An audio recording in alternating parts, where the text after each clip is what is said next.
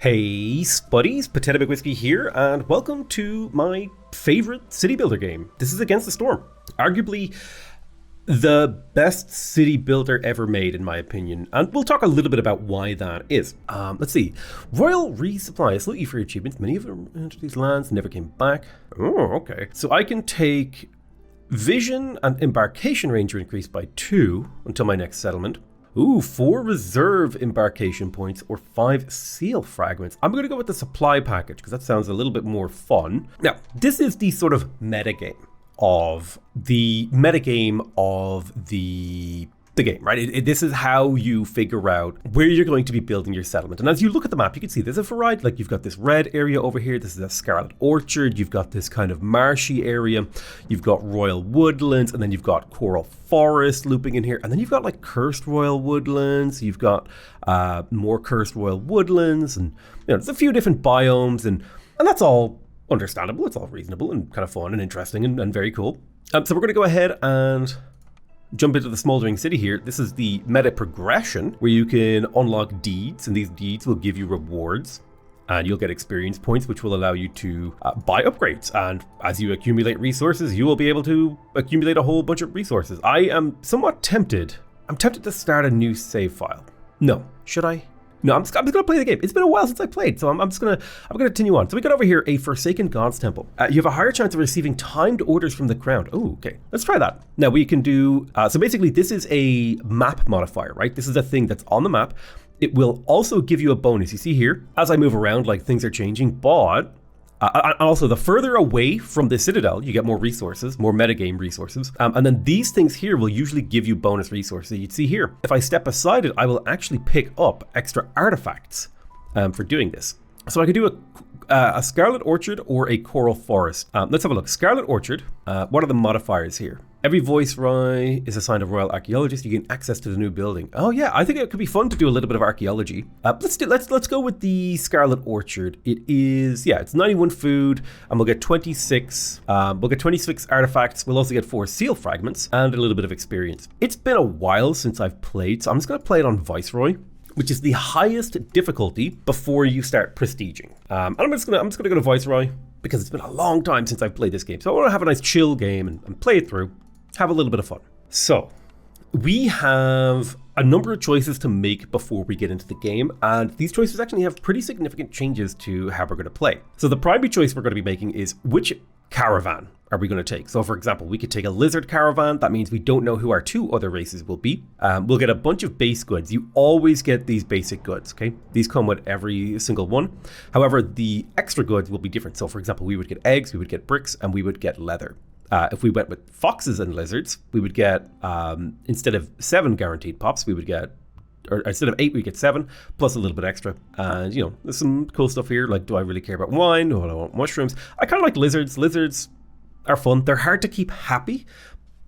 They're hard to keep alive because they are very finicky, but they're very easy to keep happy if you can overcome those challenges. So we got some modifiers here. We don't know what the modifiers are. We've got devastating severity, and there's a whole bunch of resources in here, and I think it'd be fun to go with a lizard caravan. Now, lizards do like meat and eggs, and we're not going to be farming much, so we're going to have to kind of maybe play a little bit more carefully. I have 9 points that I can spend, and then 4 extra points that I could spend if I wanted to. I could bring extra villagers. Let's see, herbalist camp. I think I would have liked to have brought a hunting camp. This could be a good option to trade, so if I were to bring provisions, this would allow me to trade a little bit more easily. I think I will bring some extra meat, because lizards do like meat. I've got 6 points to spend. It can be worth it to start with a little bit of extra stone. Planks can be tough to get your hands on too, so I'm going to take some planks. I'm going to bring a little bit of extra stone, and then maybe fuel. I could bring the coal. It's expensive. I'll tell you what, I'll bring some eggs. I'll bring some extra food. This will just buy me time. Well, actually, lizards kind of need cloth to make their houses, so it might be hard to get cloth. So I'll bring some extra cloth, and I'm actually going to bring. Oh, I can't afford that, can I? Yeah, I'll bring extra stone, and we can figure this out, right? So we're bringing supplies for trade, food for our people, and then some high tier resources. I say high tier, but processed resources. Harder to get. We'll talk a bit about the logic of those decisions here in a moment. Okay, so we're dealing with timed orders, we're dealing with royal archaeologists, and we're dealing with buried mystery. So I'm going to pause the game and have a little bit of a look at the game. Welcome to Against the Storm. There's a lot to talk about here. So for example, I believe if I play, no, that's spacebar is a tab. Q, E, there's a button, is it Shift, Control, Alt? So Alt shows me all of these buildings. I start off with an ancient hearth and a main warehouse. The ancient hearth is the center of my town. Also, I don't like it that these things spawn oblique to each other these days. They kind of changed that, and I'm not a big fan, but it's fine. It works, it's fine. I just don't love it. People will come here to eat, to rest, to do everything they need to do. Now, they have made some changes to that, so it's been a while. And this is the storehouse where all of your goods are, and you can apparently lock it. I don't know how all that locking and stuff works. I do not remember how to like make resources pop up, but we've got roots over here. We can gather these, people can eat them. They can also be processed into things. We'll also get some herbs, 20% chance to get herbs. We've got a little bit of stone over here, chance to get roots and bugs. We're inside a forest, and the trees themselves are resource nodes. If I could click on them. Okay, it won't let me click on the trees. So we've got golden dust here. Some raindrops seem to have golden hue. Gain 5 clearance water for every 10 drizzle water gathered. So we'll talk a little bit more about drizzle water and all that sort of stuff later. We could build the archaeologist office straight away. You know what? Let's do that. Let's get set up for archaeology like immediately. So let me rotate you. I'm gonna pop that over there. I'm going to build a very basic path between these buildings because that will increase every piece of path is a 5% speed boost, and so if they're running back and forth over these tiles all the time, it's a very slight increase. Whereas paved roads are a 15% speed boost. So if they're running back and forth, it's quite a nice buff. The very first thing we're going to get ourselves here is a woodcutter's camp, and I usually like to get 2 of these. We've got over here a dangerous glade. We've got a couple of small, kind of easy to get glades. Let's have a look. Dangerous glade, dangerous glade, dangerous glade. There's a decent number of dangerous glades around. I think I'm going to go for a couple of these small glades first. So let's get a woodcutter camp over here. Plus, I believe these smaller glades are actually kind of closer to the hearth, which is kind of where I want to build some of my settlements. So I'm going to start woodcutting in this direction. It cost me a couple of machine parts to build that, but I think it's reasonable to go to double woodcutter here. I'm just going to unpause the game and let things run out. Now we have a number of choices we can make in the early game. So for example, we could get the trapper's camp. Ooh, that could be really good. I think I'm going to hold off on these decisions until I reveal what's in these glades. And I'm going to prioritize cutting trees that lead to those glades because I want to know what's in here, because this is going to dictate my early game economy. And that's going to be influenced by these new buildings that I get to choose. So I'm going to turn off burning coal. I have a little bit of coal. I'm going to turn off burning coal in here, and we're going to focus on burning wood. Because wood is a resource I can produce pretty easily. I'm going to put 3 lizards to work here on that. And I'm going to put 3 lizards to work here on this. Now that will increase the hostility, which basically increases how anxious your people are and how hard it is to keep them happy. Fairly normal stuff. We also need to house our people and build them some decorations. So that'll be something we'll get to work on very soon. I just want to know what's in these glades first. I want to crack them open. All right, cool. We get to choose a cornerstone. So every year or so, I think it's roughly around this time in the drizzle season, and there's 3 seasons, drizzle, clearing, and storm, we get to choose a cornerstone. So we've got filling dish, right? Porridge production will increase for every drizzle we make. We get an ancient tablet for every 2 completed glade events. We get the blood prize contract, which will give us 10 amber every time a villager dies or leaves. Ooh, silent looting. Your scouts have learned how to be cautious when looting abandoned caches. Every time you open or send an abandoned cache to the Citadel, hostility is lowered by 15 points. Hostility is like basically how scary the forest is. I kind of don't like any of these. I'm going to re-roll and see what we can find.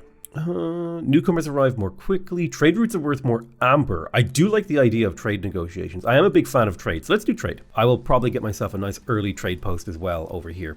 I'll just plant that down and slowly get to work on it. So I've always been, trade is the way I like to play. And getting slightly more resources for my trade routes is always really, really nice. And it also loops in with the starting resources that we picked. So I'm quite happy with that. Now we get to pick our orders. Let's open this and have a look. Objective, cut through to the forest to discover 4 glades. We have a trading post. So we build a trading post and we have 10 amber to send to the Citadel, and we will get some biscuits, we'll get some parts, and we'll get some tools. Or we can deliver 5 packs of building materials, and we would get an upgrade to our planks production, as well as some bricks and some tools. Or we can cut through to 4 glades, get 5 stone per minute for the rest of the game, as well as access to the brickyard, which is a fantastic thing, and 30 copper bars. I'm going to go for the distant journey. I'm going to focus on doing that right now. We've already got 2 glades that we're looking to cut through, and I've got another glade over here that I could very easily cut through to as well. So we're going to be heavily prioritizing cutting through to glades, and that will increase the hostility really quickly. But I'm banking that passive income of stone and the blueprint to the brickyard building will be worth it. Can I make you cut through to this glade, please? It's going to be like, hey, yo, I need you to open this. Try and make these cut throughs a little smaller. So we're about to finish building the trading post. I'm also going to build pathways up like this because these guys are running back and forth on these paths, on these road lines, right? And so by building these, it'll make them speed up a little bit. And this guy, he has no job. Now we do have access to trading. Old Farlough is coming to the settlement. He'll be here in 7 minutes. I can call him immediately to increase the Queen's anger, but we also have trade routes that we can do. I could sell off some of this meat and gain some amber. Amber is an incredibly useful resource. And do remember, I am getting a boost to my trade routes. So I can send it to the Smoldering City, I can send it to the First Dawn Company, or I can send it to the Brass Order. And each of these trade routes will actually progress based on the amount of amber that I've traded.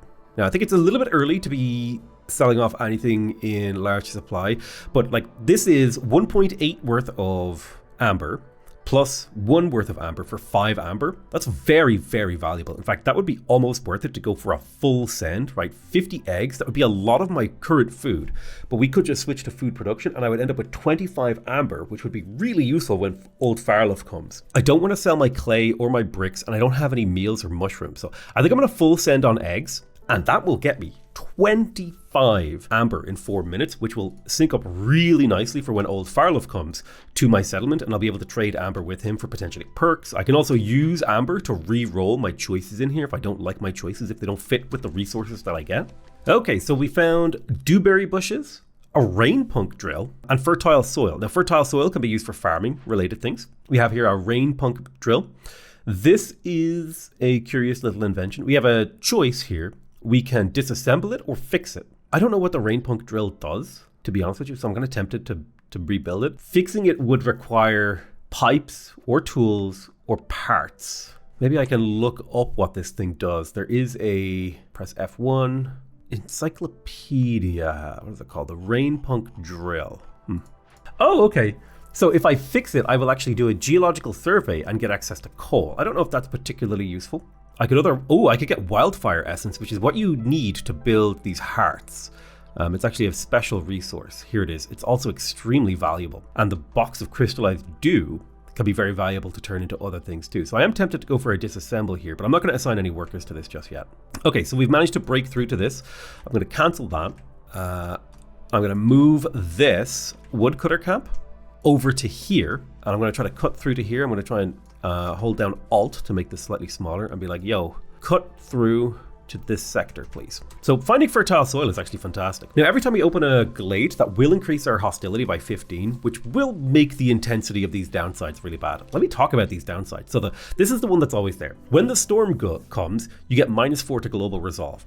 -4 to global resolve is huge because if this number goes below 0, these guys will start abandoning the settlement or dying. We also have creeping shadows. Discovering a glade during the storm will reduce global resolve by 10 for 3 minutes. So we never want to open a glade during the storm. We also have here Unearthly Element. The maximum number of sacrifice stacks in the Ancient Hearth is lowered by 1. So basically, during the storm, you can sacrifice resources in here to basically burn the hearth and make people's resolve grow so they feel safe to get through the dark storm, basically. So that's kind of an important mechanic. These guys are carrying resources back. We've got a ton of wood, which is nice because that's going to keep the fire burning. It is important to always have a firekeeper. And the lizard firekeeper is actually excellent because he gives +1 to global resolve and he himself gets +5. Or they themselves, I don't know if they really have. Oh, okay, so we found a swamp wheat field, 2 small stone deposits and a storm water geyser and some copper veins. So the storm water geyser here is used to extract and pump infused rainwater throughout pipes to production buildings where it can be used to increase productivity. Must be placed on an active geyser. Oh, very cool. So we found a storm water. This will be used to potentially power our industry buildings. Very exciting. Let's make sure we have a little bit of a cut through to this forest area. And then I'm going to go ahead and move my woodcutter camp over here because I need to get that. I mean, I really need to get this done. So a little bit of wheat field. Haven't found much wheat, or much food rather. What am I saying, food? Haven't found much stuff that would justify a trapper. We did find berries, so that could be justified to grab a herbalist camp. We'll figure out what we want to do in terms of extraction. Okay, lovely. What did we find over here? So we found more fertile soil and a small encampment. Now, the cool thing about a small encampment is it allows you to trade food for more population, and we will get beavers and foxes. And beavers are really good at woodworking. I don't know what foxes are good at. Alternatively, we can send these people to the capital city, and we would get some money. which would allow us to trade. Now, I'm starting to see, right, Old Farlough is actually farming specialized, and we've got 2 sets of fertile soil already, like immediately, which means this might be a town that could benefit a lot from going in the direction of farming. We could start farming year 2 pretty heavily if we play our cards right. So that's definitely in my mind.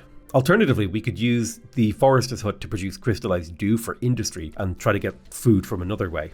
I'm usually a big fan of having a lot of population. Now, something we're definitely going to need to work on is getting ourselves, let's make sure we get that path, is getting ourselves some houses to make our people happy.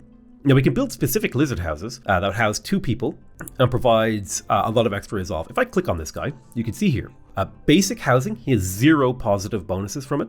But with lizard housing, he would get an extra bonus. So you can build these basic houses, right? They're cheap, they're cheerful, they're easy to make, but they don't achieve a lot in terms of making your population happy. Lizard houses are a little bit more specialized, and lizard housing, in my opinion, is a little bit more important because lizards are harder to keep happy compared to other pops. So I'm going to pop down 2 lizard houses. Most of my effort right now is on shopping. However, I am going to cut wood cutting a little bit to lower hostility.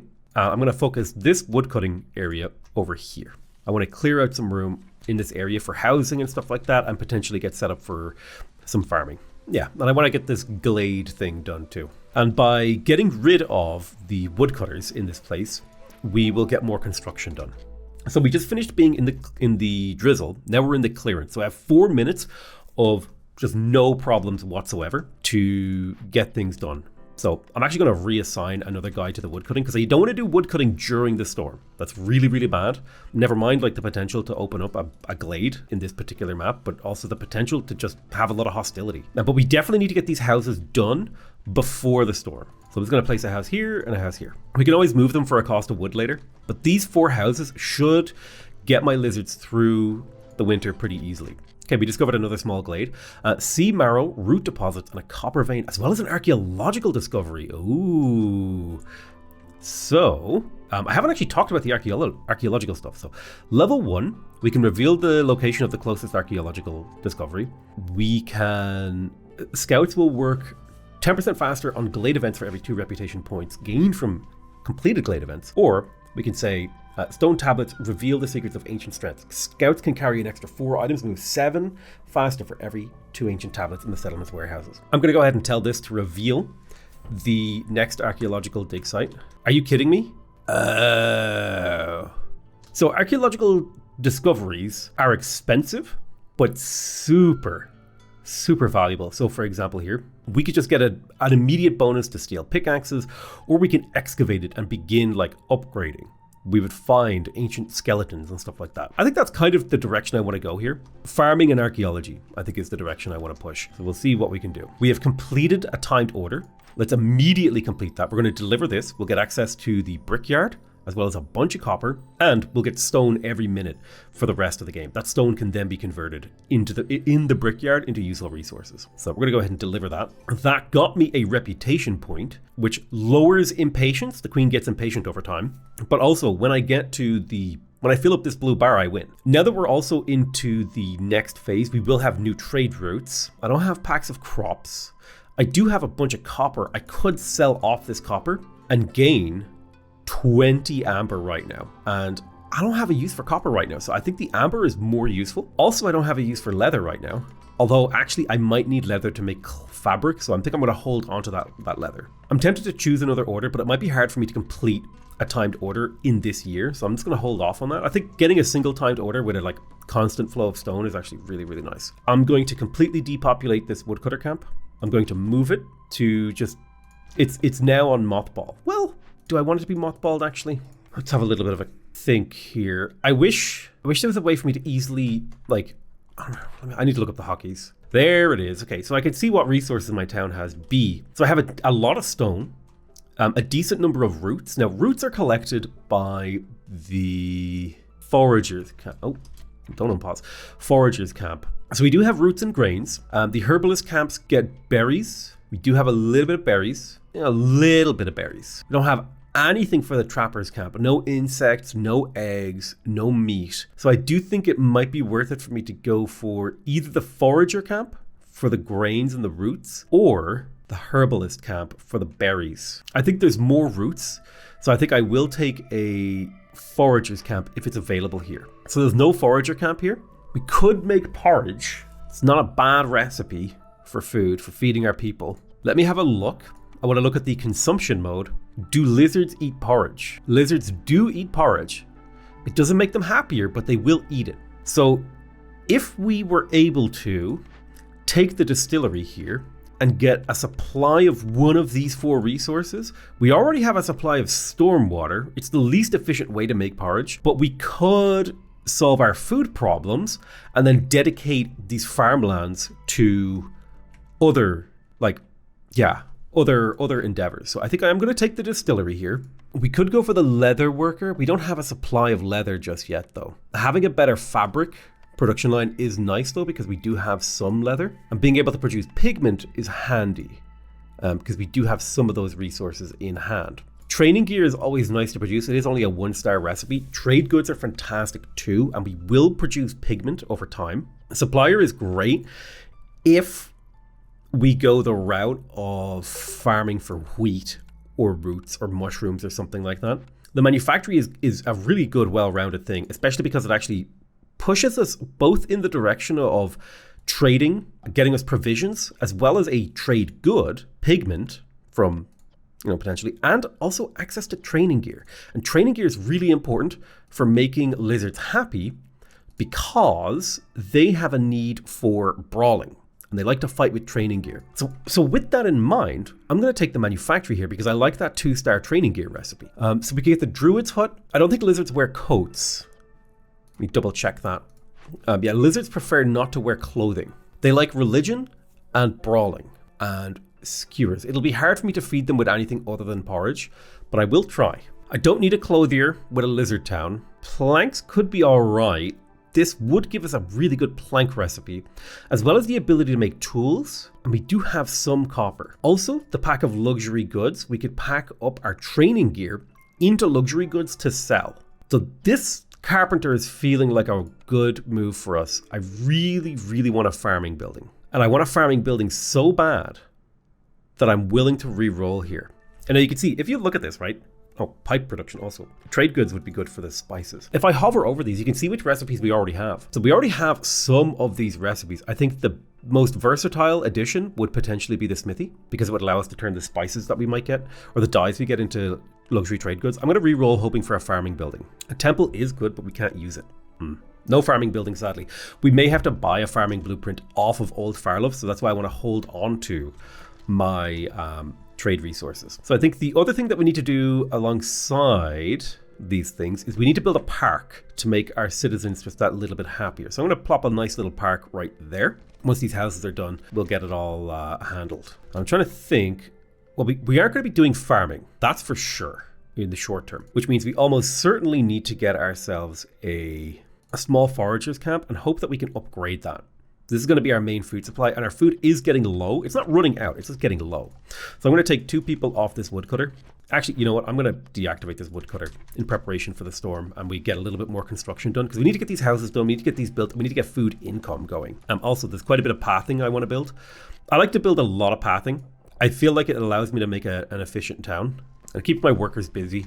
So if I click on this house now, right? I can click on one of you guys. You can see, right? He gets +3 for the housing and then another +3 for the lizard. So instead of being, the baseline 8 resolve or whatever his baseline is, he has a huge boost. So +6 for building lizard houses for two villagers is a big, big deal. And with the building of 4 houses, housing 8 people, and a park for my people, that will upgrade my encampment, my hearth, up to level 1. This will give my entire town +2 to global resolve and increase my resistance to corruption by 150. We'll talk about corruption when it actually becomes relevant, but typically buildings will provide corruption.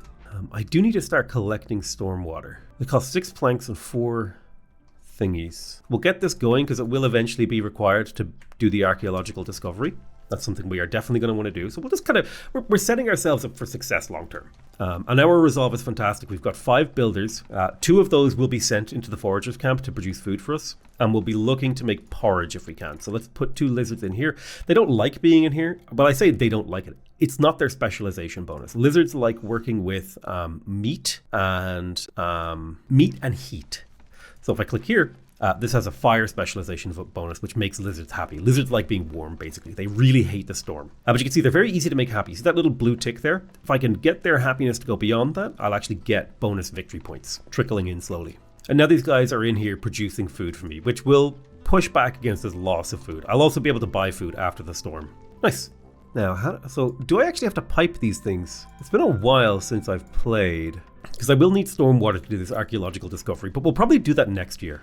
The storm is coming, and we don't have much construction going. Let's have a little bit of a think about it. We could build a manufactory. I'm trying to think about what would be important for me to get going here. The carpenter is always useful because basically everything uses planks, and planks are really useful. The brickyard also could be quite good. Let me go ahead and delete this. I'm going to build the brickyard because I think that's going to be a cornerstone of my economy. And I'm also going to build a carpenter. I think the combination of bricks and planks should be foundational to my economy. So in the brickyard, we can produce bricks from stone, which we have a constant supply coming. We can also produce pottery from clay and wood. Now we don't have a lot of clay. We don't have much at all. We can use stormwater to make crystallized dew, as long as we have some other resource here. But we do have the stones. We can make crystallized dew, and we can make bricks now. Bricks are really useful. They could be, especially because it's a 3-star recipe. So normally if you want to make bricks, if I show you here, the crude workstation, if I just plant this down and I look at the recipes here, normally if I wanted to make bricks, it takes 47 seconds and costs me 6 stone. Okay, in the brickyard, it takes 23 seconds and costs me 2 stone.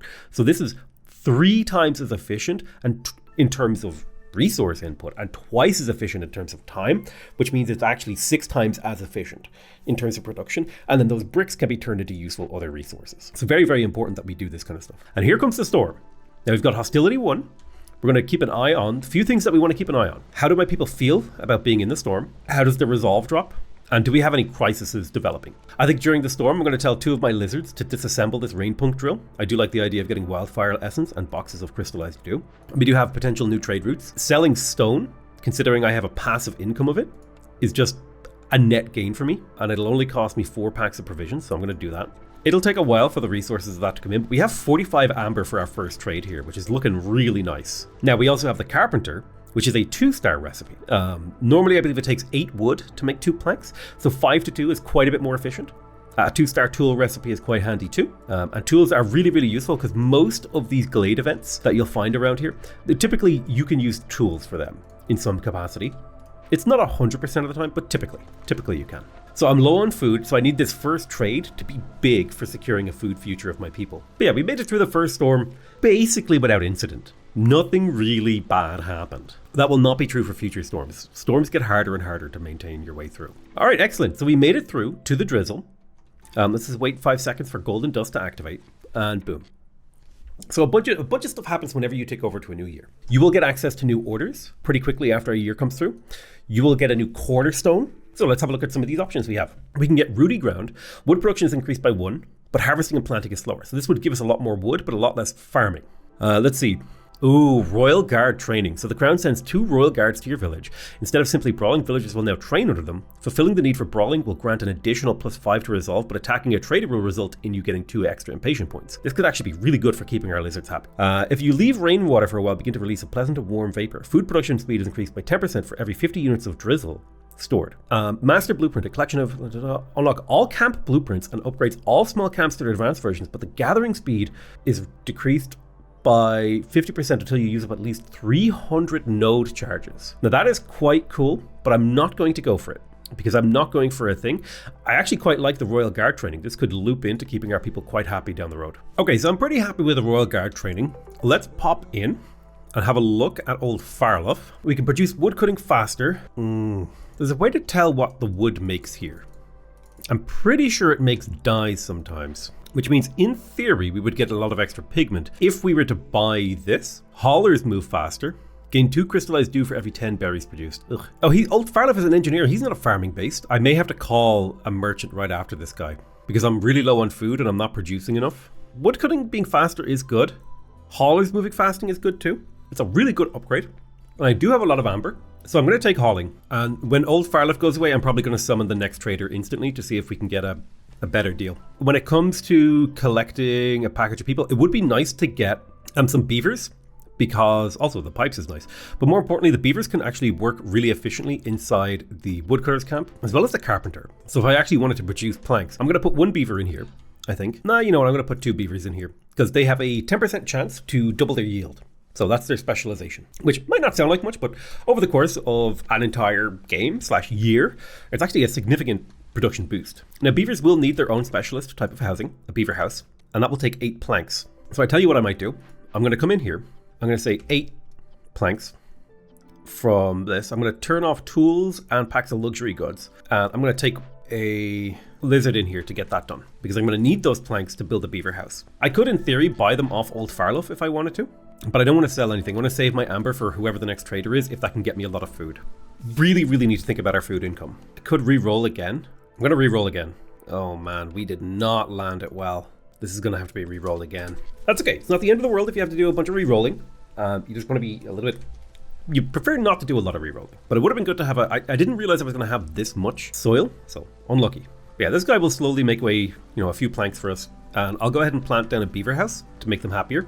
And I will also plonk down another park for my people, because I need to get this up to 8, I need to get this up to 4, I need to get 14 people housed in here, and that will get me to neighborhood level 2, which will be a 10% global production speed boost, which would be quite nice. If you can get it all the way to level 3, not only do you get 10% production speed, you get a 10% doubling yield chance, which is basically like your entire population is specialized. Very, very good stuff. In terms of beavers are a little bit easier to make happy, because certain clothing is really easy to get. They don't have much overlap with lizards, unfortunately, aside from pickled goods. So Farlough is left. I'm going to call Vliss Greybone to see if I can maybe get a better trade deal from him. Like, it would be amazing to get some food. And I'm also going to go ahead and have a look at some of these orders to see if I can get food from here. Complete any 2 Glade events, plus 3 pickle jars. It would get me a weaver as well as this. I might just take the trading post for the biscuits as a backup option if this trader's bad. I could take Impetuous Explorer. While I don't need the weaver, I don't think this is very good. I think we take the trading post or the ancient tablet one, because it's worth a lot more food. I'm going to hold off on making that choice. And I'm probably going to open this dangerous glade over here because it's nearby and looks pretty valuable. Yeah, I'm not going to take the ethereal choice. So let's look at another order. I can't until yeah, okay. Let's move this woodcutter camp over. So Vliss is on his way quickly. Okay, Vliss Greybone is here. He has tea, ale, smokehouse. Okay. We did not land anything of that I needed, which is bad. It means we're gonna have to rely pretty heavily on exploration for food and gathering for food. It's gonna be hard to get through the next year for food, which is why I'm glad I didn't open this encampment, because that could have been dangerous had I done that. It does mean I'm gonna re-roll here and hope for a farm of some kind. Damn. Now the Explorer's Lodge, on the other hand, is actually fantastic here, because it will give me training gear, the ability to fulfill brawling, and scrolls for education. But also, if I employ 3 people in here, I'll get +1 global resolve for every built or salvaged ruin. And it's retroactive. So the Explorer's Lodge is great, especially with the way I have been playing. I can't fulfill any of these other buildings, really. I can't justify them at all. So I'm going to take the Explorer's Lodge. And man, it would have been nice to get a farming building. I tell you that much. I will tell you that much for free. A farming building would have been great.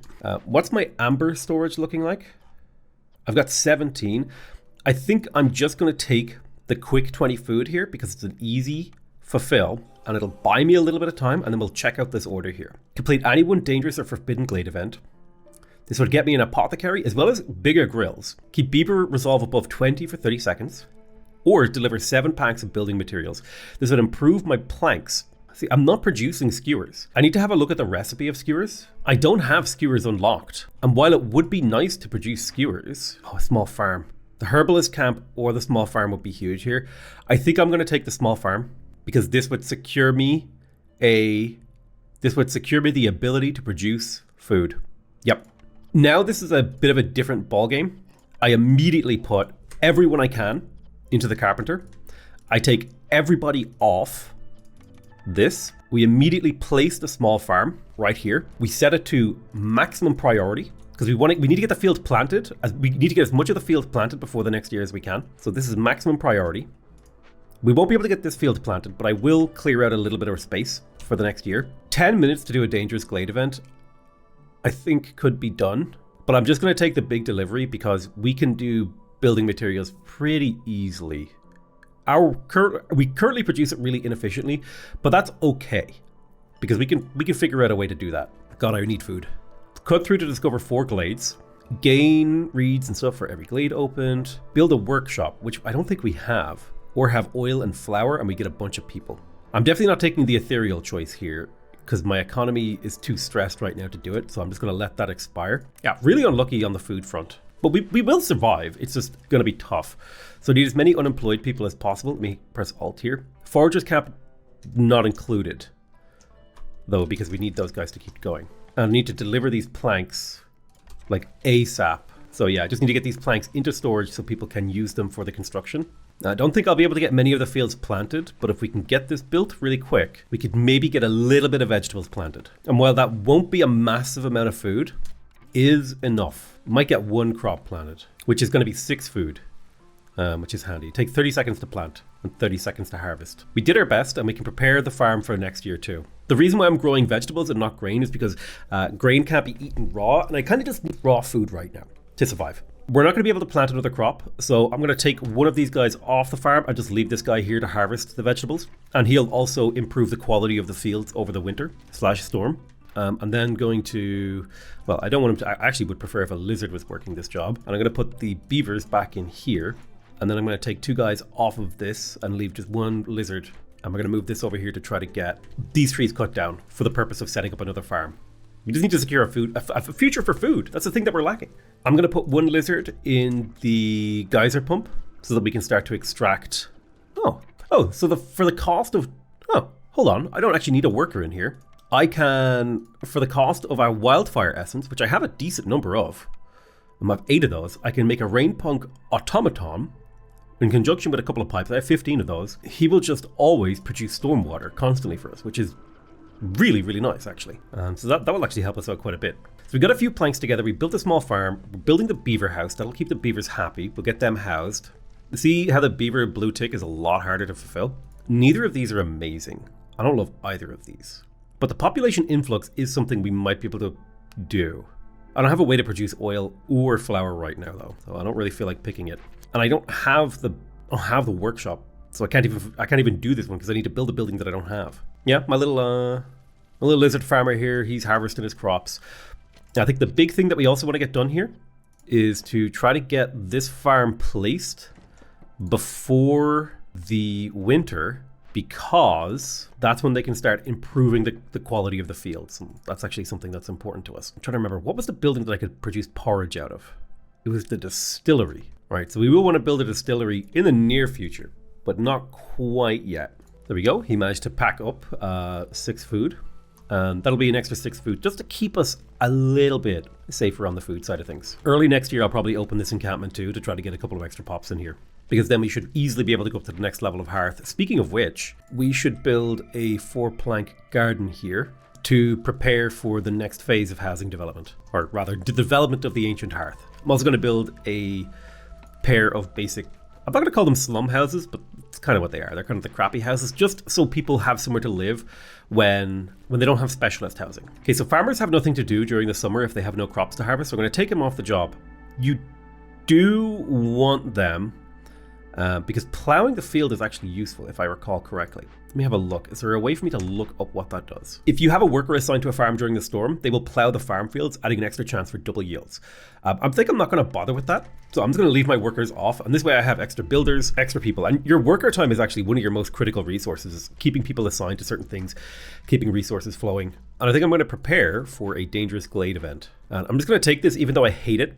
Want me to build 8 beaver houses. I've got 8 minutes. This would get me stone per minute, as well as 40 pickled goods, or I could have at least 2 hearts upgraded to neighborhood. This is very achievable. Or fulfill the need for clothing 35 times. I think I'm going to go for the neighborhood level 2. That seems very, very doable. Construction is happening very nicely. My town is developing. Let's have a look at the possible trade deals. None of this do I really want to sell. Yeah, no real resources that I can offload here. So we're still only hostility 1, which means it should be very easy to get through this winter, this storm rather. We do now have makeshift posts. I'm just going to disable those goods. So we can make packs of building materials. It's going to cost us a lot of resources to do that, but we only need to do this 4 times. Would love to get a better recipe for that though. We can also produce provisions and packs of crops, which are a pretty reasonable trade deal. So you can convert 6 grain to 2 packs of crops. It's an inefficient transaction, but it can be used to finish some quests. Okay, let's get 2 lizards assigned to each farm. The storm is about to end. We also need to get these farm fields built because we need the vegetables, basically, is what it boils down to.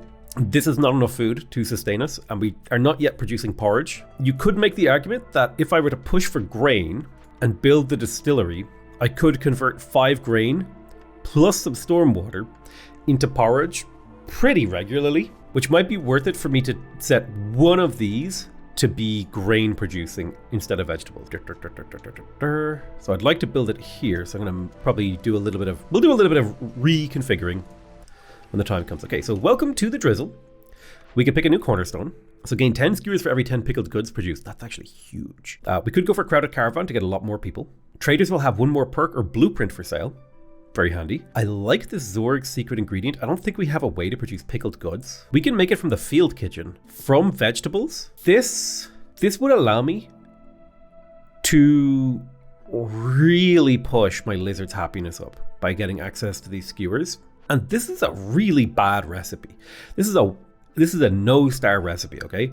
That's bad, just to put that in perspective. And the barrels can be produced in the distillery. We have a little bit of a think about this. So I can produce barrels here from just planks and a little bit of metal, which I can get my hands on pretty easily. And I could make it out of grain and water. There's something to this pickled goods play. I think I'm going to take Zorg's secret ingredient. I also need to start thinking about being able to fight the blight. Some of these buildings will have gathered blight. I'd also like to do this archaeological discovery now. So who can I acquire? Well, I'll wait till the caravan of people comes. Here they are. We could get 4 people with some tools. I will take the tools. 2 foxes could be handy. An extra beaver. Let's do it. Boom. So foxes are majestic and mysterious creatures. I'm going to go ahead and assign 2 of those guys to the small encampment. I'm going to tell them to trade in roots for 2 more population. I'm going to do a little bit of a population boom here to push our luck. And I'm going to tell these guys to plant grain. We need to build a distillery. So I'm going to clear out the area behind this. I'm going to hold down, I think it's Shift. Is it Shift? No, is it Alt? Control. Control will prevent the opening of glades. So I just want you to open up this area a little bit so I can put a distillery down there. We have in fact hit level 2. This will give us a 10% global production speed boost. Really, really damn good. 10% global production speed. It might not sound like much, but it allows you to cram a lot more work into your time. Yeah, we're going to have so much grain. It's going to be fantastic. So we have a bunch of extra pop. We need to think about specialist housing. I don't know how to show housing, but we've got a bunch of people living in houses that they don't particularly love. So I think at a minimum, we need to build an extra beaver house and an extra fox house. So we'll get to work on those things. That will also mean, let me make sure, in the woodcutters camp, I would like beavers to be my workers because they get a 10% boost to their or 10% chance to double their yield. And then I would like to always have 15 planks, and I will get one of my workers to start working on that here.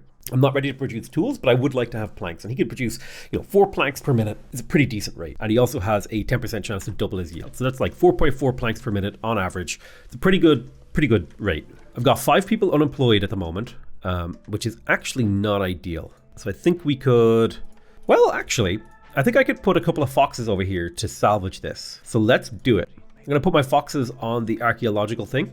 And because it's a forest proficiency, foxes are actually pretty good at that. So they'll get that done nice and quick. How's the planting going? Planting is looking good. We've got most of our vegetables planted, most of our grain planted. I'm going to move this and I'm going to plant down the distillery. I'm going to make the entrance to be here so he gets to the storehouse pretty quick. I'm going to put this to high priority. Definitely important for me to get this built because this is going to be where all my food comes from. Okay, looks like Zorg has arrived. Now Zorg is definitely a farming kind of guy. We could get a 25% harvesting boost. It's pretty handy. I'm tempted to just buy a bunch of food off him though.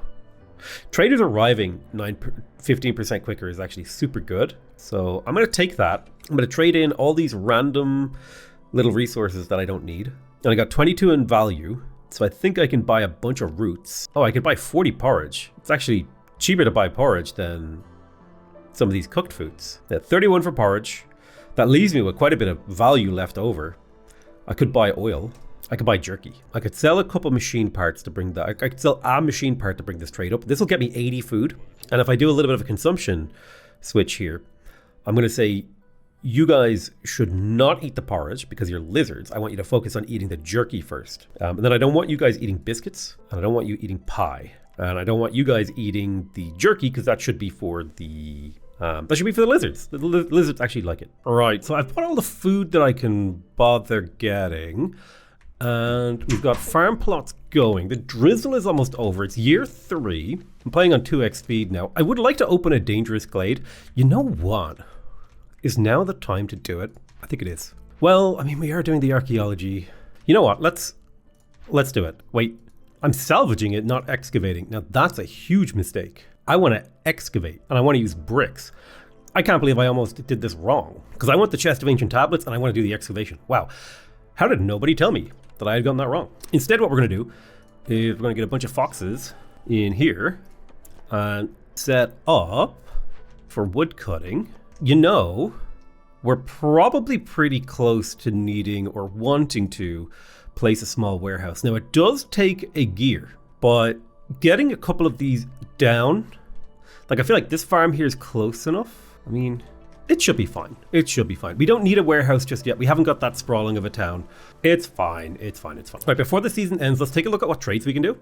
We could sell off some stone. God, it's such a good deal too. I don't want to sell off roots and I don't want to sell off porridge. I think I'm going to sell off the stone. It is 65 stone, which is all of my stone. I don't have enough provisions. Okay, so I need to produce some more provisions. I'll sell off 2 stone. Provisions I can do in the manufactory. So the manufactory is a lot more efficient.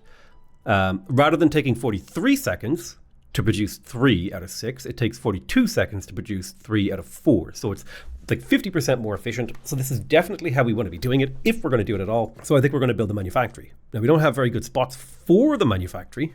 I think I can move the archaeological house because it's actually not important where that is.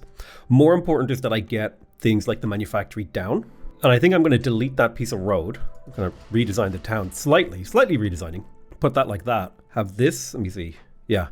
Then we will have this plot of road come out that way. And we'll just leave that as is. So now we're in the clearing. We opened this. So this is a dangerous clearing. So it's typically going to contain a crisis event, a bad event. And this one has a bunch of dewberry bushes and a large dewberry bush. Now, small dewberry bushes you can gather with a basic foraging camp, but in order to gather the big one, this one, you're going to need the upgraded version. So it's important. We've got stone deposits, we've got fertile soil, that's going to be important. And we've also got a tea doctor and some fuming machinery. Now the fuming machinery, that's the dangerous thing. So we have 10 minutes to deal with this threat, or this will discharge. It'll destroy everything within a 5-field radius. That would suck. Alternatively, if we do fix it, we could get a lot of really good benefits. We could get crystal growth, which would increase the rate at which we could produce crystal dew. We would get some vials of pigment. We would get some creative sea marrow. We could also keep it as an aesthetics thing, and that would count as a blue aesthetics, which is about 4 planks. Yeah, about the value of 4 planks. I think I would prefer to tear it down. So I'm going to focus on bricks. I'm going to put 2 lizards on here. Well, no, you know what? I should put 2 foxes on here. So let me grab 2 foxes. I'll put 2 foxes in there. Then in the brick house, what can I do? I could connect water pipes if I wanted to make use of storm water. Don't think I'm quite ready for that, so let's just go with this. Also, the crystallized dew. Yeah, I think tearing it down for the +2 crystal growth would be huge for the brick maker because we would be able to turn a lot of storm water into a lot of crystallized dew, and that's a metal that can be used in a bunch of recipes. Okay, let's do it. Let's start with bricks. I'm going to say I want to have, I don't know, 15 bricks. What's the max capacity of this thing? 15. So 15 bricks. Make sure we assign 2 people to that. We are doing some construction, so I will need to get rid of a job somewhere. I think it'll be the woodcutter there, and I'll let him continue to construct. We also have a tea doctor, which is a building that we can rebuild or destroy. So this is a way where tea and training gear can be used. And if I put 3 people on this, you gain +1 to global resolve for every 200 times complex need is fulfilled. And the bonus is added retroactively. This is definitely something I should consider keeping. Although the bundle of herbs could be really, really useful. When it comes to the medium abandoned cache, it would be nice to get the Queen's Grace. Also skewers and herbs would be awesome. So we have a few choices here. I think something that's going to be important is in this area, I'm going to set up a small warehouse. It's far enough away now from the main area that I think it's worth doing. So I'm just going to place that there. And I'm going to put it to maximum priority so it gets built nice and quick. And this will just mean rather than having to go to this storehouse, they can use this because goods are teleported between them. In terms of orders, let's have a look. Have at least 6 buildings with rain engines installed and deliver 150 drizzle water. Well, I don't have any drizzle water. I would get ale, spiced ale, and a tavern, or I can reach standing level 2 with 2 settlements on trade routes and just get a bunch of goods. This one is very doable for me. So I'm going to take that one because it's very, very easy for me to do because I've already mostly achieved it. Let me just quickly take that. If I go to, I've already reached one of those standing levels with the First Dawn company. So I just need to do a trade with the Smoldering City and we'll be good to go. I definitely need packs of provisions. Well, it'll all come together eventually. We're producing bricks. Scouts are idle in the fuming machinery. Okay, I'll just cancel what they're doing. They shouldn't be idle, actually. They should be working on it. So it'll take a few minutes. I'm going to tell them to investigate. We're going to tear it down. And they'll start bringing bricks over and getting that underway. All right, so what's going on over here? We have a decent amount of storm water. I wouldn't mind increasing my capacity for it, but that's fine. I'll leave it as is, as it stands. Food is looking really good. We managed to pick up a bunch of porridge. Farmers are working away. Hopefully they get to salvage the entire crop. And we'll get a lot of construction done during the winter. Something we definitely also want to do is to get a small farm built in this area to make use of all these crops. And we're going to place farm fields. A small warehouse is coming up over here, which will make transporting goods between these areas much easier. And I think as I'm looking at my town, a lot of people are kind of walking past this storehouse area. So I'm going to improve the path right in front of the storehouse with stone, and then to about here as well with stone, because it seems to be where people are concentrated is in these areas. Yeah, like people are walking through this zone a lot. So I think upgrading, you know what, I could do a reinforced road instead of a paved road. Reinforced road is made of copper and it's a 25% speed boost. So let me just and instead we'll do a reinforced road, because once that's constructed, it's like a super speed boost.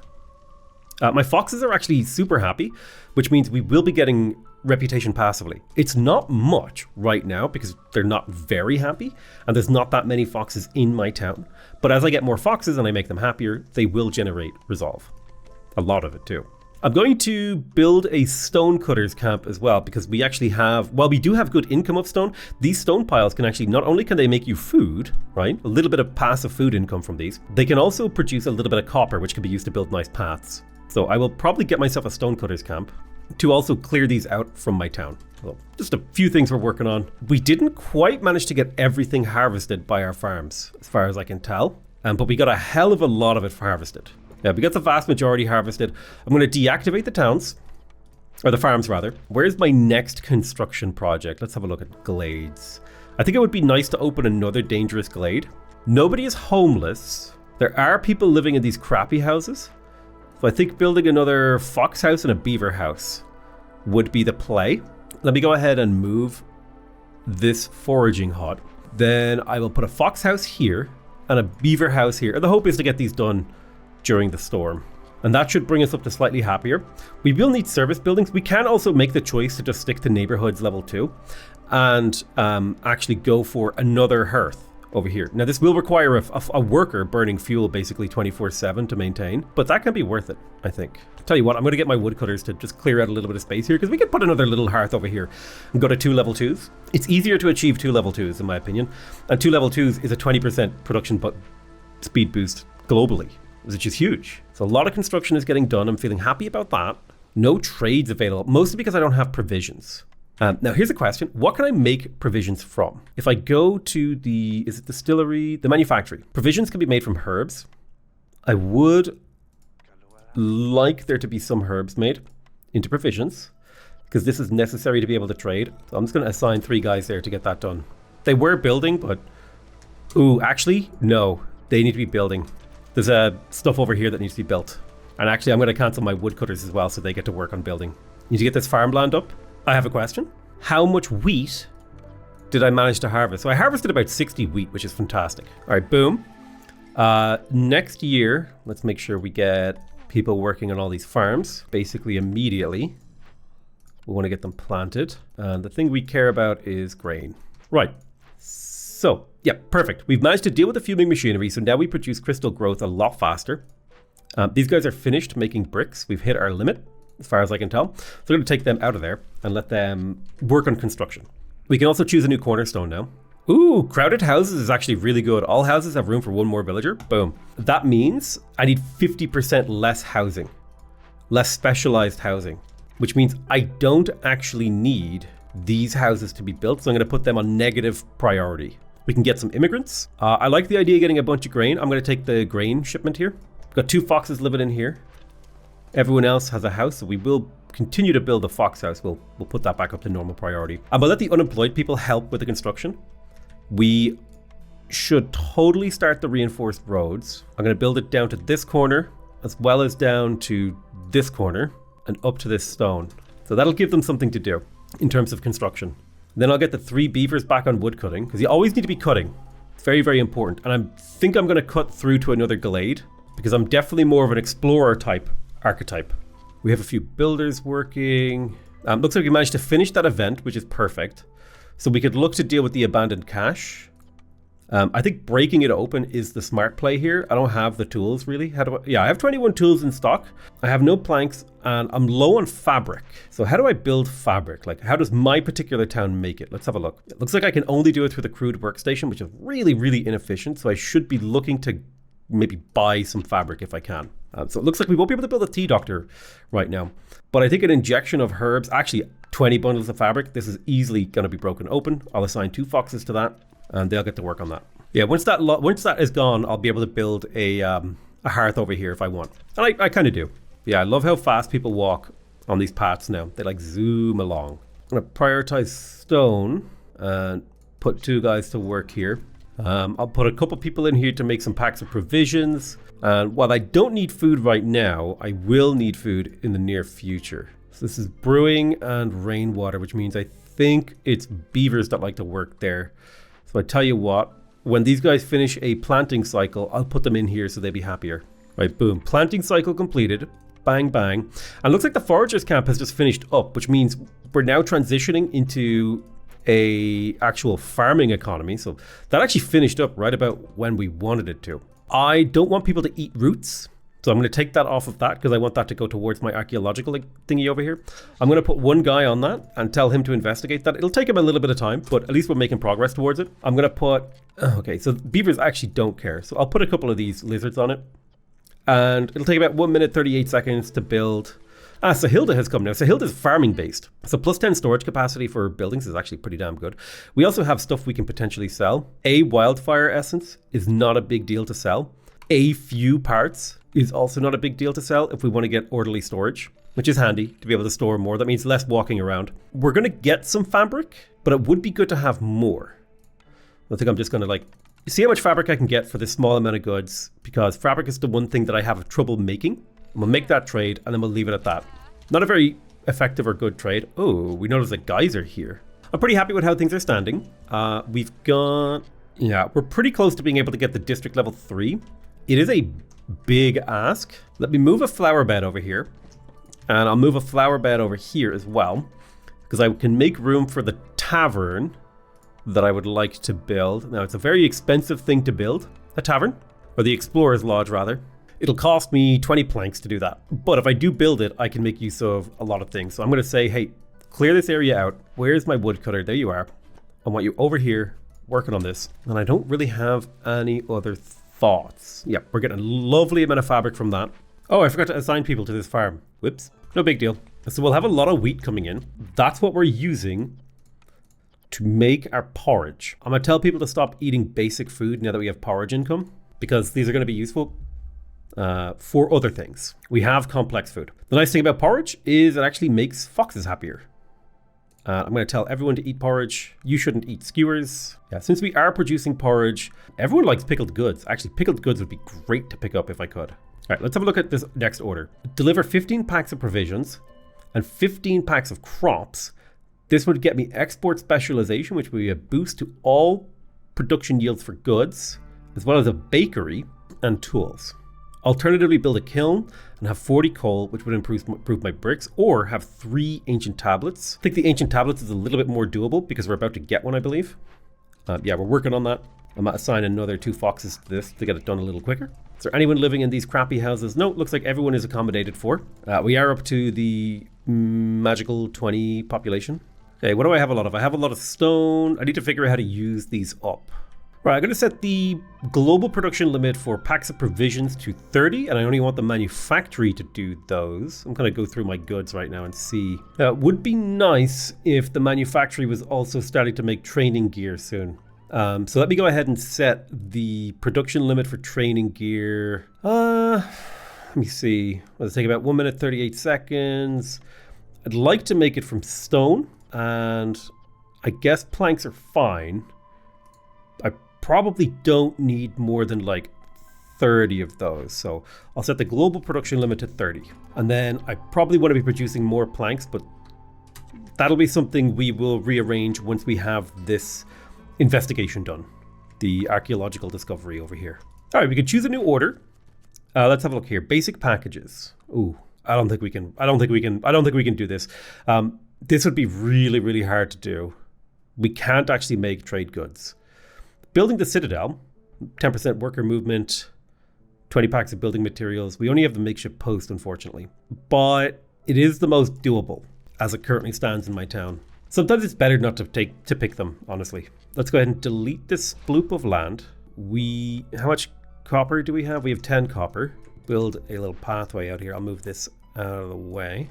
Build a small hearth. I'll put it on really low priority. It's not something we want to get done immediately. We'll put a little bit of pathway over here. We're slowly working on things. It's all happening. I'm going to, I only have 1 builder right now, which is fine. I'm going to go ahead and move you guys closer to your objective. And then I should be able to build the Explorer's Lodge. Oh, I'm tempted to just delete this.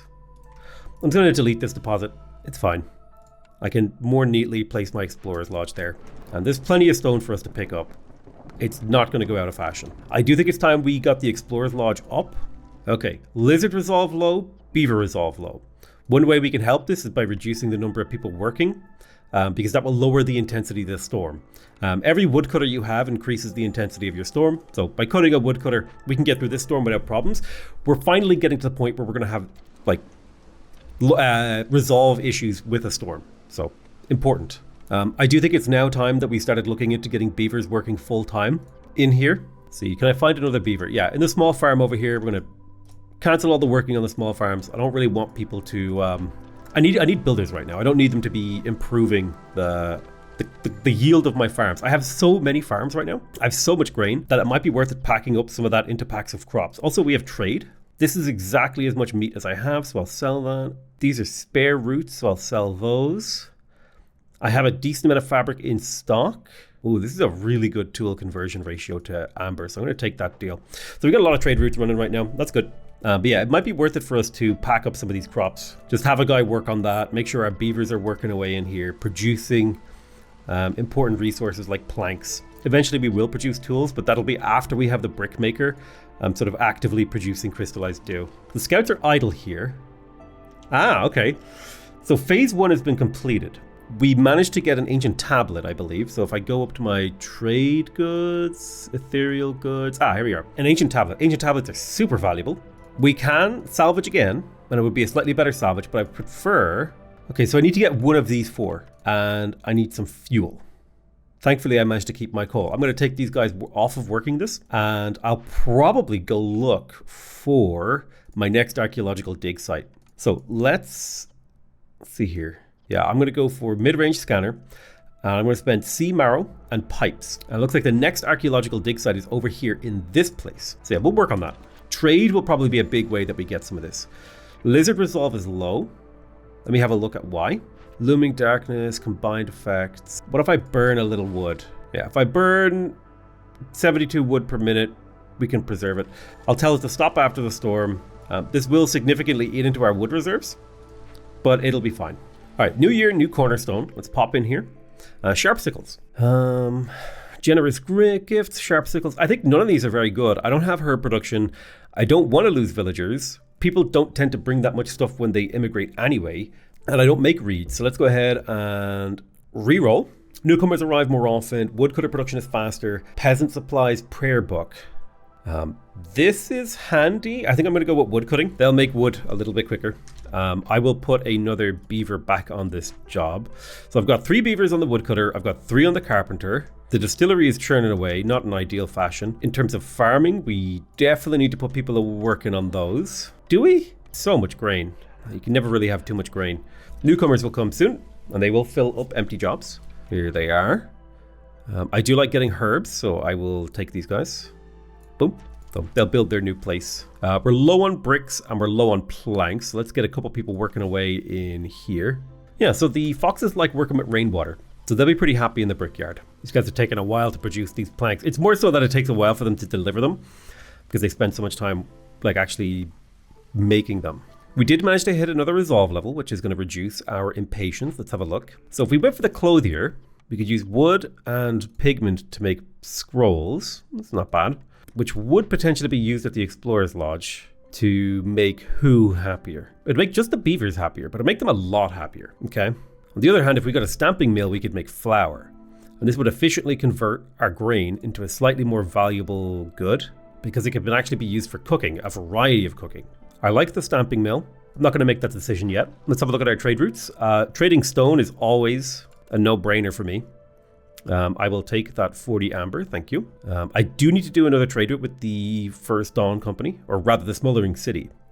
And, luxury goods trades. That's perfect. That's huge. That's so much amber. We definitely want to rebuild or salvage this ruin. The tea house, the tea doctor uses these. I think we'll rebuild it probably eventually. I don't know if it makes sense to have people gathering stone when I have like a really good income of it, so I'm going to stop that. Vliss Greybone came. Blight flares, let's see. Oh, +1 resolve for villagers with a home. That's huge. The scribe I don't necessarily need. Reducing hostility by 50 points is cool. I think I'll take furniture. I can sell the ancient tablet. It is a good sell. Now, I did need one of these for the excavation. Let me have a quick look. Yeah, I can make use of incense for the excavation. So if I just buy 30 incense, pretty good deal.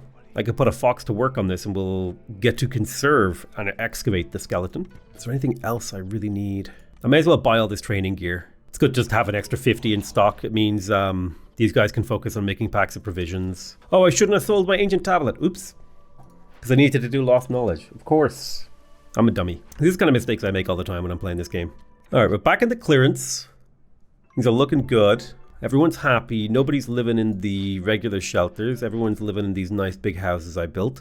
I'm going to put another couple of foxes on the archaeological dig because I want to get that done. Tempted to open up another glade to find more buildings to repair. I'm going to grab a fox house, move it over here, and put a lizard in charge of this so we can start building up another thing. You know what? Let's have the foxes live over here. This way we're building up to get another +2 to global resolve. Speaking of this town, we have all the stuff except for the decorations. So I need 2 more green decorations, a blue and a yellow. Let's open up the decoration panel. 2 more green, a blue herb garden, and then a few fire pits just to round things off. And that should get us up to the magical 10% chance of double yields, which might not sound like much, but it's a, 10% production increase? It's pretty good. Food is a little bit of a struggle right now. I'm going to connect some pipes to this, and I would like to increase the production speed, and I'm going to build myself a rain collector so we can start producing extra water. But for now, I'll turn that off, because these guys just are not producing food fast enough, which might mean we need another distillery, and maybe less farmers. We have so much grain. I'm making the executive decision to cut 2 of my farms, and I'll just have this one churning. But we will keep an eye on the amount of grain that's going. Okay, we can choose an order here. Oh, this is very doable, actually. Sell 70 worth of goods to a trader or a trade route. Boom, done, easy. I'm practically already done. Like, there's 30, bang. Now, in terms of resolve, I don't think we want to be burning wood. In terms of resolve, I think we want to cut the woodcutter camp down. That'll bring our resolve up slightly. I'm going to move a park decoration over to this town and a house over to this town because that should get us +1 resolve, which is perfect. That will get us through this winter. Well, the storm, rather. I'm also going to allow any fuel to be burnt now. And I'm going to start gathering the marrow because this is a really nice fuel. That'll just help because I've been using up a lot more wood ever since I started building these things. I can also activate brawling if I want to make people happier. What's going on in here? Now, it looks like the production managed to stall out. Okay, archaeological dig site. We managed to... Oh, yeah, we managed to do it. We just need to do the final hurdle. And by doing this, we will get 2 points of the Queen's Respect. We'll also get a scientific award. So we'll get another cornerstone, and we get the reconstruction, which will grant sea marrow for copper ore production, which is huge. And it also counts as 9 harmony decorations, which is huge, which means we can move it around. So we're gonna go ahead and immediately excavate this. We got another distillery going. I'm gonna say use any resources, make sure you're using wheat. Don't make barrels, don't make wine. I'll put another 2 people working on this. Looks like the foxes would like to work there, actually. Do I have any foxes working a weird job? I'll put a lizard in there. I'll put a fox in the distillery because it gives them +5 resolve. You gotta put people in the places they like to work. I don't know if you need foxes for this when I need my foxes for another job, mainly working in here with high resolve to bring the resolve of my town up, and also to double the rate at which I produce porridge because I do not have enough food. In fact, I'm going to be allowing people to eat the regular old food to keep their strength up. Stonecutters camp has no sea marrow. Okay. All right, let's take the foxes out of here. We're going to put them in here to produce drizzle water for me. And that drizzle water will be used to overdrive this thing. We get to pick a cornerstone, +1 global resolve for every 2 impatient points. Ooh, work safety guide could actually be really good. +1 amber for every 50 wood produced is quite good. Lumber tax is handy. I'm gonna take the lumber tax. It'll eventually pay itself off, and I'll get some beavers going. I'm gonna tell these beavers to focus on cutting towards this glade here because I want to open it. But yeah, fox resolve is nice and high. We do have immigrants. So let's take our immigrants. We could build another fox house over here, which I think I will do.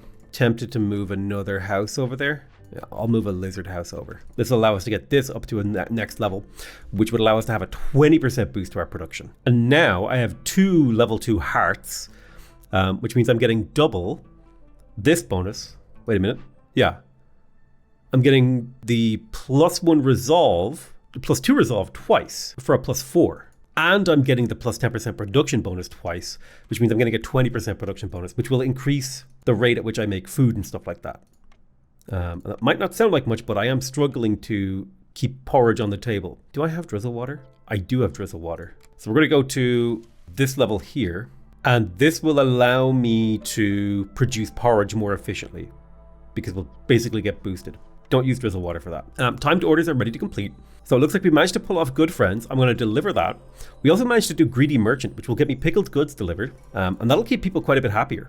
Okay, it's been a day since I've played this. So I need to get myself resituated. What's our goal? I think it's year... Oh, wow, it's year 6. So we should really start thinking about winning. So we're up to about 6 reputation, which means we need about 6 to 8 more. I don't remember. 1, 2, 3, 4, 5, 6, 7, 8. We need 8 more reputation. So how are we going to get that 8 reputation? That's a big question. I know for a fact we're getting 2 from this Glade event, which means we need to get 6 more. We're going to get 1 from this neighborhood. So that's 3. We could definitely look into delivering packs of materials. Let's have a look. What have we got in terms of picks here? I would take basically any upgraded recipes. A clothier isn't bad because the beavers use clothing, which would make them happier, but it's not like super important to me. Coats can be sold. Being able to produce flour from the stamping mill would be awesome, but maybe I'd be better off going for the supplier because that would also give me water skins. Copper bars, I don't have a way to make copper, so I don't really need that. The supplier might not be bad to be able to make flour. It's not the most efficient recipe conversion because I believe 7 grain. Yeah, flour is slightly lower in value than grain, but it can be a useful conversion because flour can be turned into in here. So yeah, 6 grain can be turned into 2 packs of crops, or I believe it's one of these. Flour I think can be turned into trade goods. I wonder if I have a trade goods recipe. Let's have a look. Trade. No, I don't think I have a trade goods. What if I type pack? Yeah, okay, so flour can't be turned into trade goods, but it still could be worth it to get a supplier. This has a specialization of engineering, which is for beavers, and this has a specialization of cloth, which is for harpies. So I think I will, since I don't have a leather, since I can't use the water skin one, and I could potentially make copper bars, even if it's a really inefficient recipe, I'll take the stamping mill, the advanced rain collector. So this would be a slightly better rain collector. Maybe not a terrible thing to collect.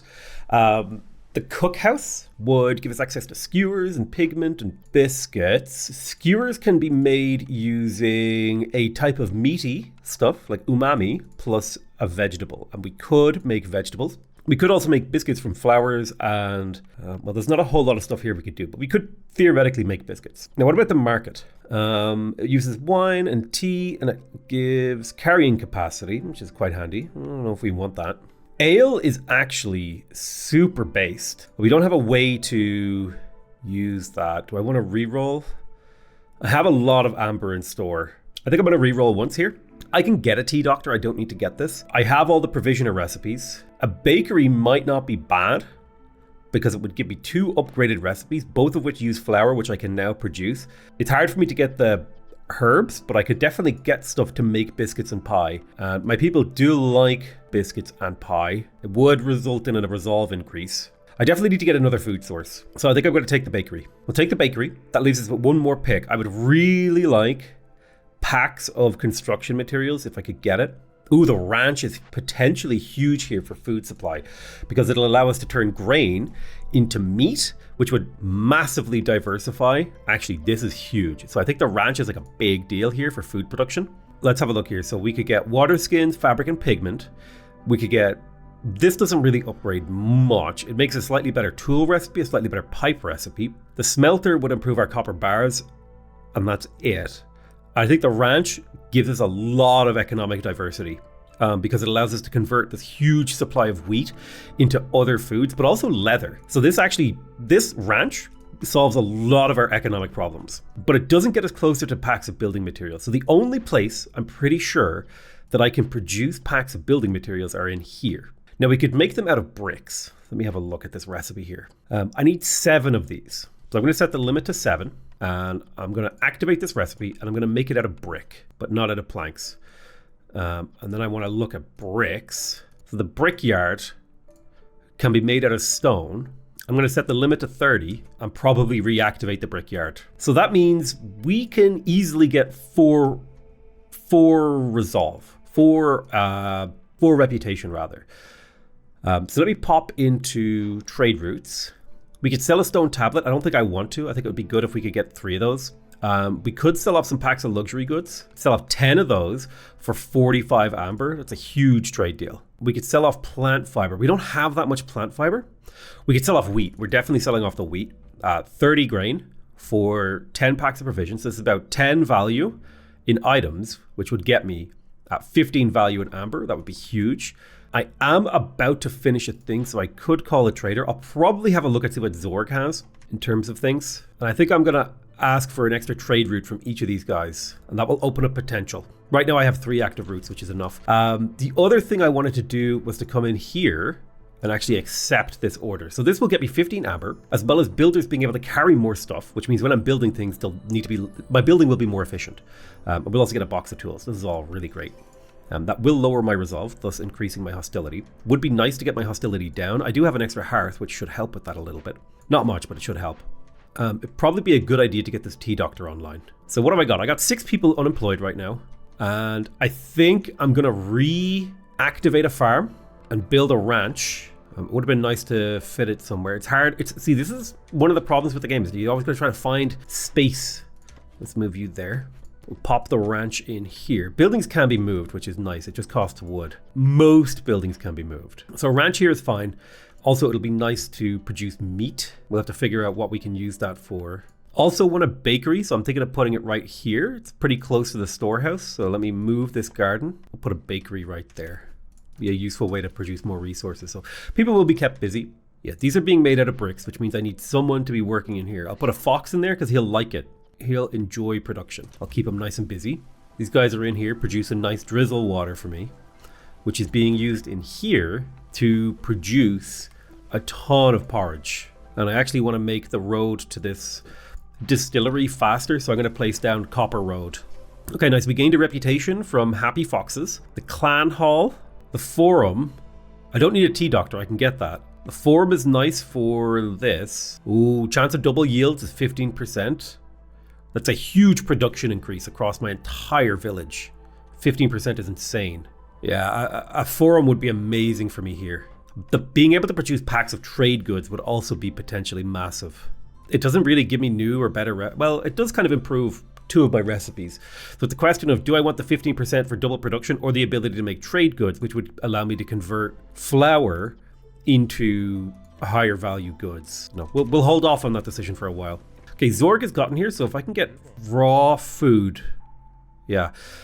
Ooh, +2 porridge production, that's huge. That's a 20% increase in our porridge production. So that means in terms of conversion rate of these resources over to porridge, it's 20% less input, same input for 20% more output. So just increasing the efficiency. Global food production speed by 20% could also be really, really nice. Half a point of reputation too.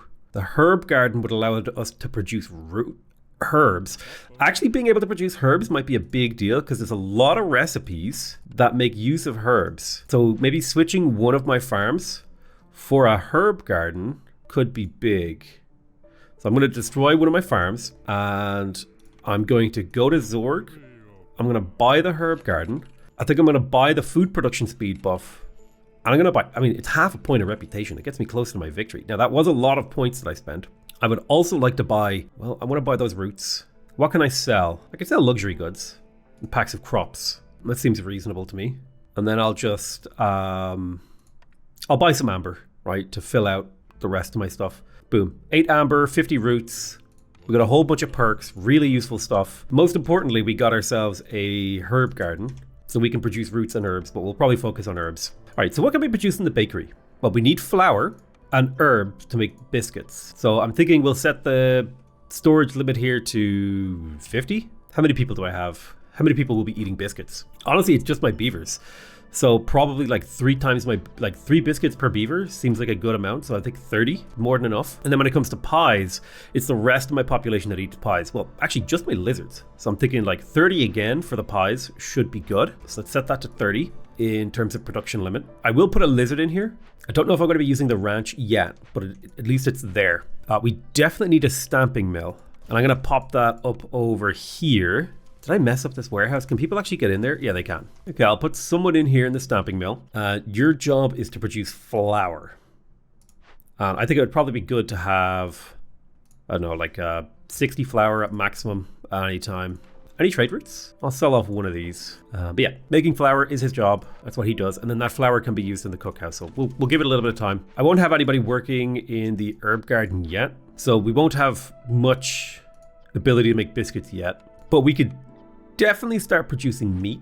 I'll put a single lizard in here. His job will be to produce meat. Now, can I use eggs actually for this recipe? I can, and eggs are more efficient to produce, I believe. Let me check the ratio here. It's 3 to 5 versus 8 to 10. They take the same amount of time, but eggs are slightly more grain efficient. So I'm going to set to egg production. And yeah, I want you to make egg pies. I need to figure out how to get oil. That's going to be the big one. I could call a trader right now. I think I'm going to wait until I maybe do a round of trading in the next month or whatever. Okay, so we're into the clearance. Let's have a look at what trades are available. My trade routes are full, so that's why I can't do anything there. Something happened. I completed the event, which lowered my impatience. So we finished the sea serpent. Very cool. So this will give us we finished this, so we got 2 reputation out of it. We need to get 4 more rep. We gain 10 sea marrow for every 10 copper ore produced. And we get this really cool thing. And the nice thing too is it does actually count as a harmony decoration, I believe. Yeah, harmony. So that will actually fulfill the need for harmony in here. And like we could probably put that between 2 towns and fulfill the needs of both. That'd be a weird little thing to do. But you can do stuff like that. But we got a cool thing. I'm gonna put a small warehouse over here to make things slightly more efficient. But that did free up some more workers, which is nice. And I can put those workers, well, to work. All right, let's have a look. Oh, hey, we got a cornerstone pick because we finished that thing. Oh, 50% more goods produced in the herbalist for every... Oh, woodcutter song. So for every 20 felled trees, global resolve was increased by 3 for 120 seconds. Is this retroactive? Production speed of copper bars crystallized due in all recipes that use metal. I like silent looting because it gives us an ability to lower hostility, which can be helpful. If you can lower hostility, it conversely increases resolve. I don't think... The thing we care about is getting drizzle water, so I think I'm going to go ahead and get rid of these guys. We don't need them working in there. We did open this glade. So what did we find? We found the ancient shrine. That'll be a multi-stage clearing thing. We found herb nodes. We found more fertile soil. We found an ancient shrine and a copper vein. So let's have a look. So this, excavate. The ancient shrine. This is a dangerous event. Kills 5 random villagers.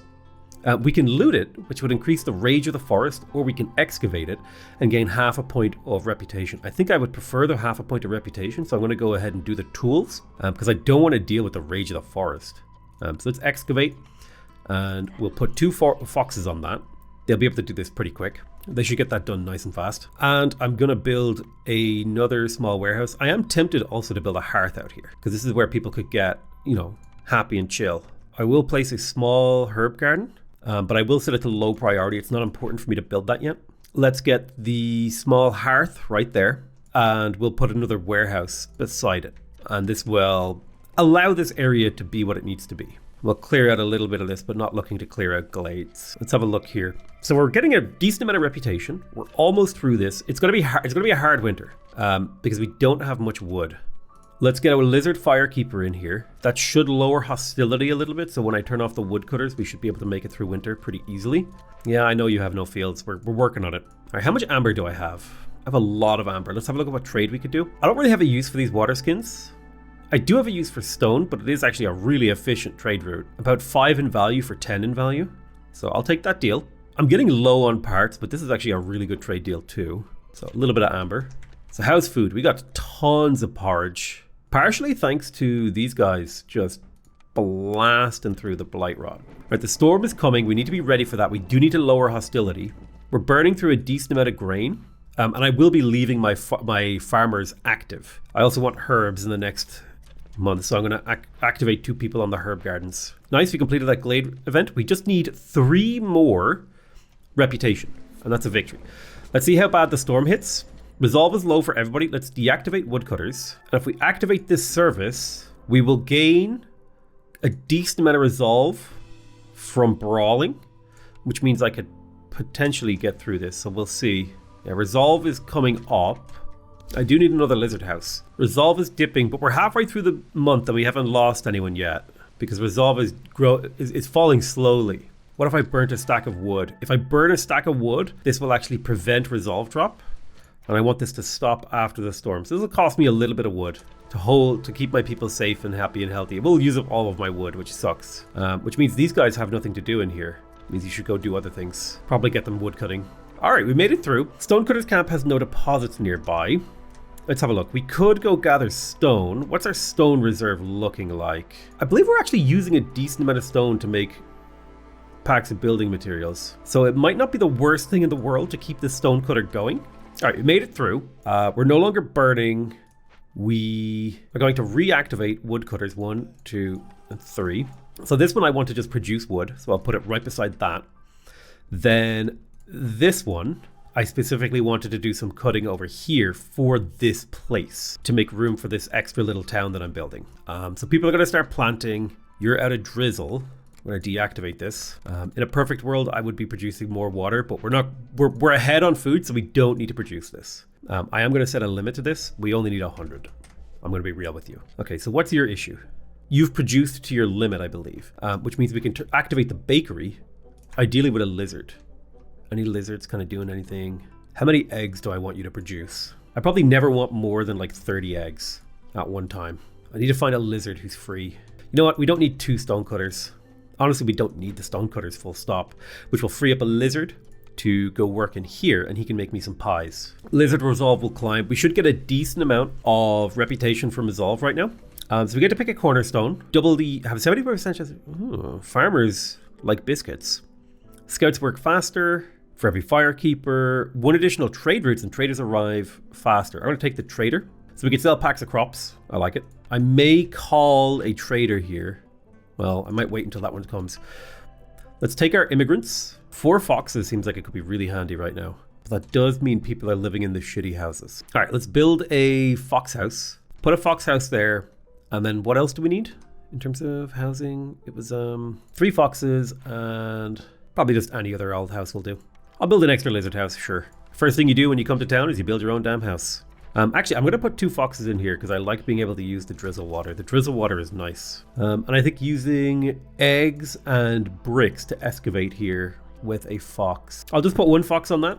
He'll slowly work away on this and get that excavation done. Because we're getting a lot of resolve reputation per minute. So this is just a time thing. Let's check who's living where. I got a fox in here and a beaver in here.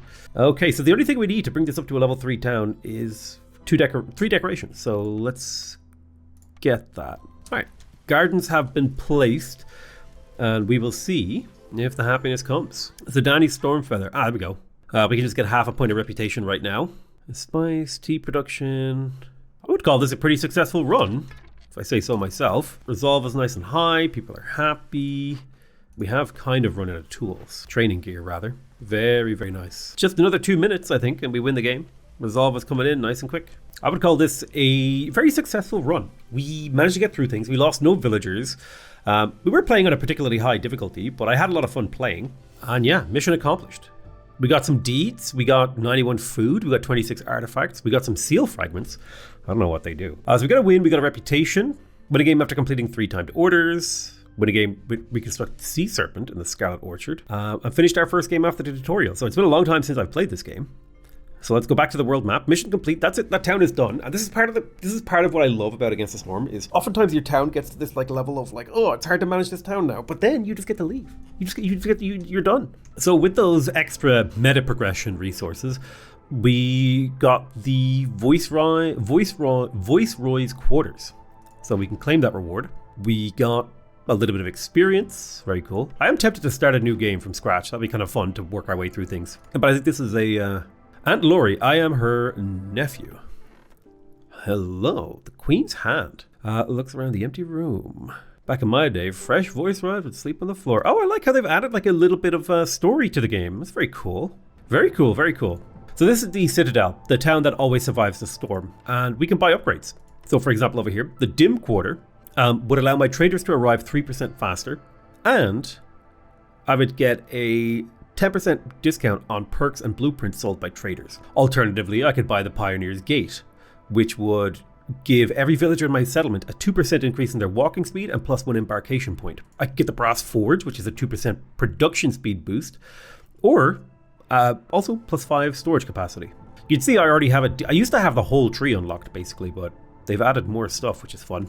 I'm a big fan of embarkation points, and the villager walking is actually pretty important. So a 2% walking speed buff is nice. I think that brings me up to 2%, 4%, 6%, 8%, 10%, 12%, 14%, 16%, 18%, 20%, 22%. Yeah, so we got a level 11 Pioneer's Gate, which means my villagers walk 22% faster, which is real nice. And then we do that again and again.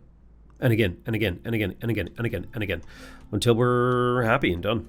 Yeah, that's going to be it for Against the Storm. I want to thank you guys very much for watching. Hope you guys enjoyed the video. I love you all very much, and I'll see you guys next time. Bye-bye!